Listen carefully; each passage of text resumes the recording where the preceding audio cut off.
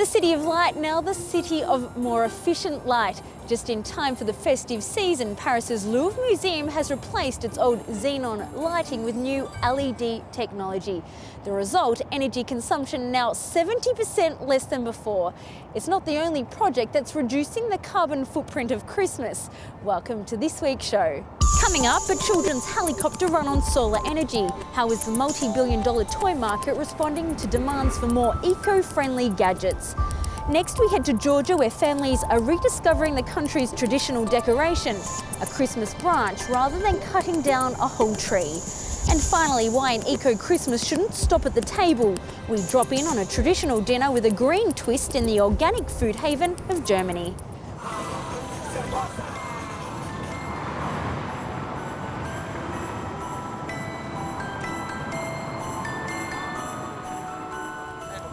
Decorations have taken a futuristic turn on Paris's Champs-Élysées this year.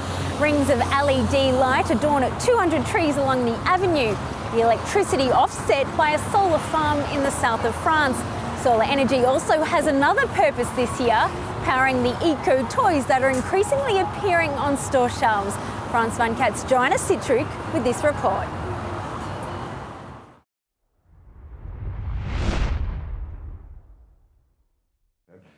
Doing your bit to help save the North Pole? This small cyclist is. He doesn't use batteries but is brought to life by this light. He's one of the many solar-powered toys sold by Bruno Chou. Solar energy is going to replace batteries, even if we then use rechargeable batteries recharged by the sun's rays. He hopes his toys like this helicopter will provide a reminder as to how accessible renewable energy is. This is a small motor. So when we put the helicopter's rotor blades in the light will make them spin. And they're flying off the shelves.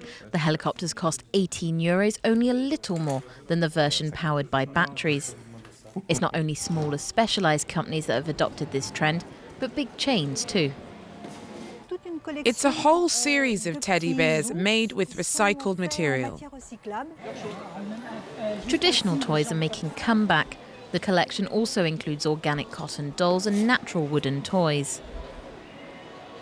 We are in the wood section. It's a sector that's growing, and wood's now used in all our collections. So what makes a wooden toy eco-friendly? Trees absorb CO2 from the air, and when they're cut down, they can either be burnt, releasing their CO2 back into the atmosphere, or made into toys, thereby continuing to store the CO2 the tree had absorbed. But the eco-friendly buzzword is bandied about left, right and centre by companies hoping to attract customers, but they don't all live up to their green branding. An eco-friendly toy is one that takes into account the impact on the environment and the health of your child. You need to see this CE label that means it's certified as such. At Toys R Us, even the packaging is made from at least 70% recycled material. But not all manufacturers make this extra effort. There is still a long way to go in terms of packaging. The carbon footprint reduction of making a wooden toy is wasted by packaging it up in plastic. Ethical products are increasing their market share even in the economic downturn. That means more green presents under the evergreen tree this year.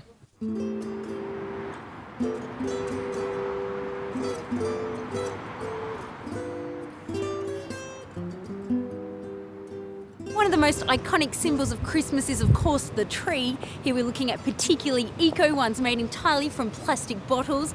But for those who prefer a real tree, there is an environmentally friendly option. Organisations in the UK have begun to offer a Christmas tree hire scheme. Customers can rent a pruned and potted tree and return it when it's time to take down the tinsel.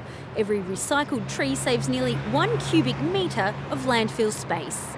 There's absolutely no need for cutting a tree down at Christmas, and everybody wants to do their bit and be a bit more eco-friendly. Well, this is a way you can do it without putting in any extra effort. In fact, it's less effort. It's delivered to your door, it's picked up after Christmas, and with that you're offsetting 10% of your carbon footprint and creating British woodlands.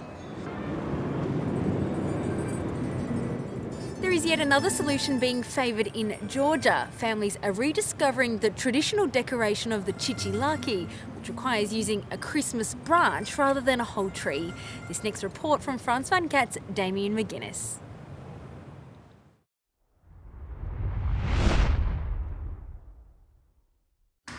75-year-old Gizo has been making Georgian-style Christmas trees, known as chicxulakis, for more than half a century.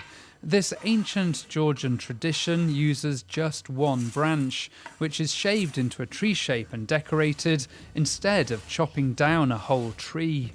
He made 700 last year, selling them for about $1 each.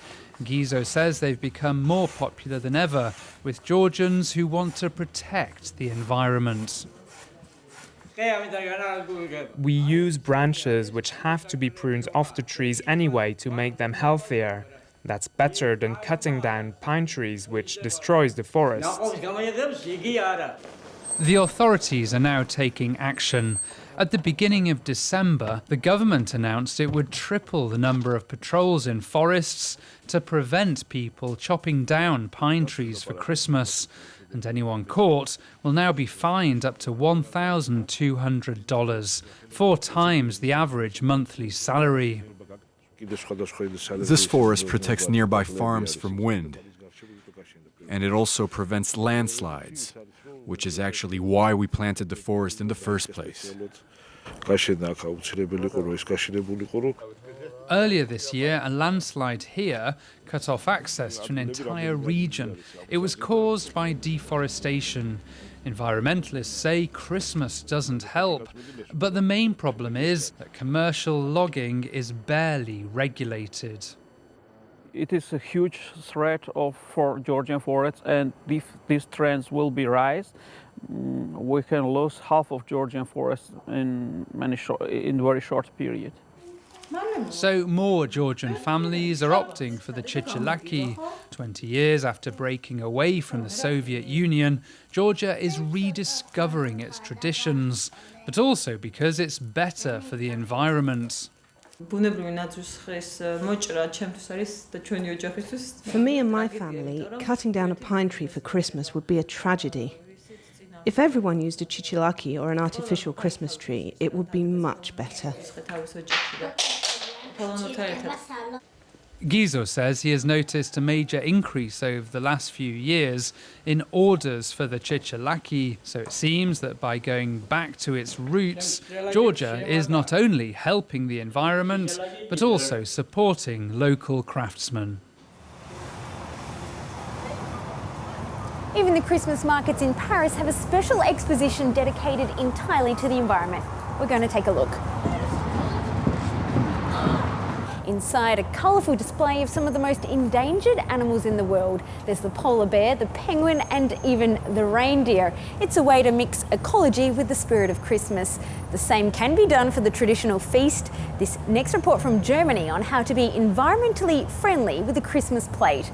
Frans van Kat's Anne Meyer reports.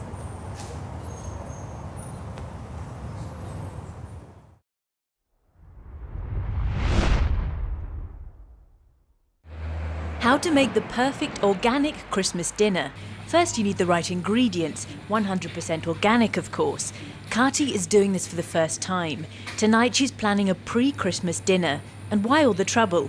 Because of the taste. It will really be a completely different culinary experience because organic produce is really very different. It has more taste than normal ingredients. And it also means you're doing something for the environment. It's all about going for local produce that's in season now. Potatoes and red cabbage, for example, which is just right, seeing as they're both a must on any German Christmas table. The organic industry tries to reduce the amount of packaging and to focus on regional produce and reduce transport distances. Last into the trolley, the absolute highlight, free-range goose thighs. All in all, this costs about 30 to 50% more than if you bought it in a regular supermarket. It's the price you have to pay to reduce your carbon footprint. Later, Kati starts preparing the meal.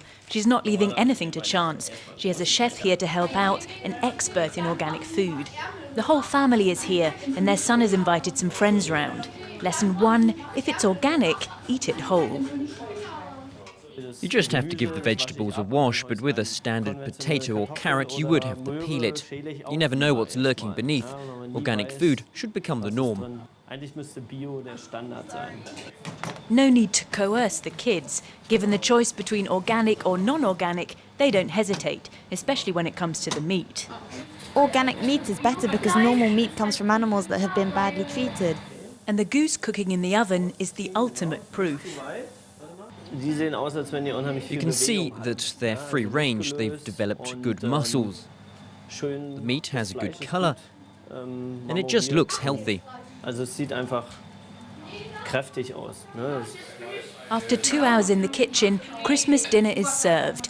Goose, red cabbage and potatoes.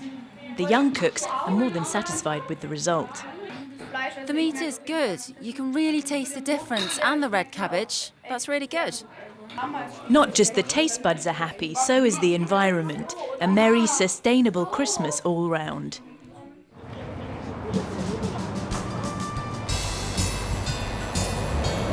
That brings us to the end of this week's Environment Show. Thanks for joining us, and thanks for joining us for all of the shows this year. I look forward to seeing you, as always, next time.